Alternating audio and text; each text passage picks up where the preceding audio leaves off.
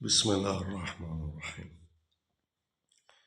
اچھا جی، اذان کے متعلق ہم آپ کو بتا رہے ہیں کہ خواب میں اگر آپ اذان دیتے ہیں تو اس کی کیا تعبیریں ہو سکتی ہیں۔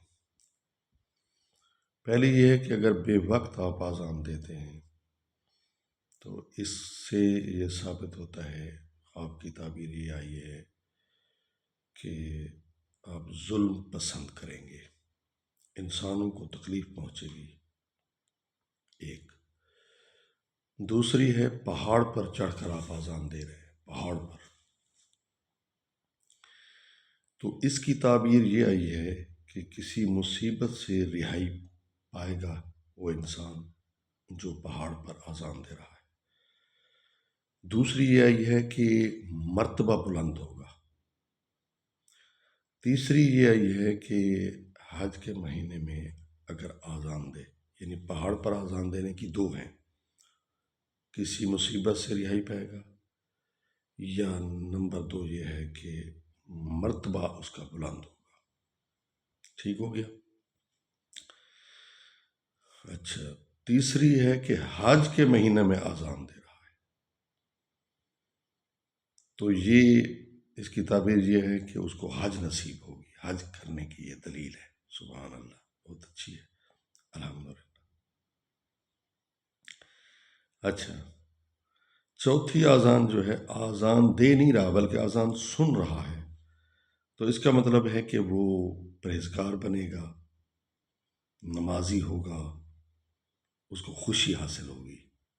اگر خواب میں اذان سن رہا ہے تو وہ سمجھے کہ وہ نیک بن رہا ہے، نمازی بن رہا ہے، اس کو خوشی حاصل ہوگی، اس کو نیکی کی طرف بلایا جا رہا ہے، تو یہ اچھی بات ہے۔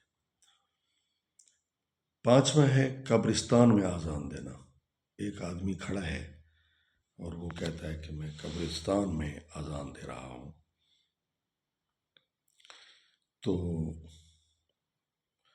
تو اس کا مطلب یہ ہے کہ وہ بے من، یعنی نہ ماننے والے لوگوں کو نصیحت کرے گا، اس کا یہ فریضہ بنے گا، یہ معمول بنے گا۔ چھٹا ہے قید میں اذان دینا، قید سے رہائی پائے گا، معصیت سے آزاد ہوگا، مصیبت سے آزاد ہوگا، اس کو رہائی ملے گی، آزادی ملے گی۔ ایک آدمی لشکر میں اذان دے رہا ہے تو سفر میں اس کو مال حاصل ہوگا، تجارت میں فائدہ ہوگا۔ اچھا، بچے کے کان میں اذان دینا صالح اولاد کی نشانی ہے۔ جو آدمی خواب میں کسی بچے کے کان میں اذان دے رہا ہے تو وہ سمجھے کہ اس کو اولاد نصیب ہوگی، اولاد ملے گی۔ مرغ کی اذان، یعنی مرغ کی اذان سن رہا ہے خواب میں تو خوشخبری ملے گی، پرہیزگار ہوگا، نیک عورت سے محبت کرے گا۔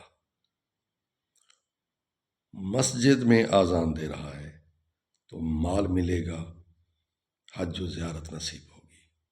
تو یہ ہے مطلب مختلف موقع پر اذان دینا۔ دعا ہے اللہ تعالیٰ ہمیں اچھے خواب دکھائے اور نیک بنائے۔